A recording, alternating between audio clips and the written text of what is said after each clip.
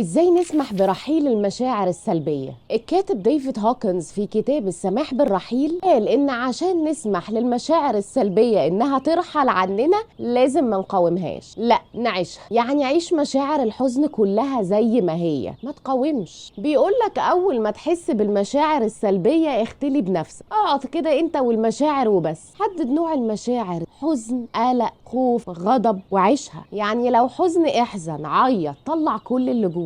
لو مشاعر قلق او خوف عيشها، تخيل اوحش حاجة ممكن تحصل واقلق وخاف وعيش المشاعر كأنها حصلت فعلا. لما تعيشها فعلا وتحس بيها خلاص مش هتبقى قلقان تعيشها، فهتسمح لها بالرحيل. ممكن المشاعر دي ترحل في قعدة، ممكن تحتاج قعدة تانية، ممكن تحتاج تعمل كده كل اسبوع مرة، وفي كل مرة هتلاقي المشاعر قلت شوية لحد ما ترحل وتسيبك خالص. وساعتها لما يحصل موقف تاني صعب او يضايقك هتلاقي نفسك بتزعل على قده، لان مفيش حاجة متراكمة جوه. بس المهم ان انت تسمح بالرحيل اول باول كده، عشان والله ما قادرين. ايه رأيكم في الطريقة دي؟ تفتكروا هتنفع؟ قولوا لي في الكومنت.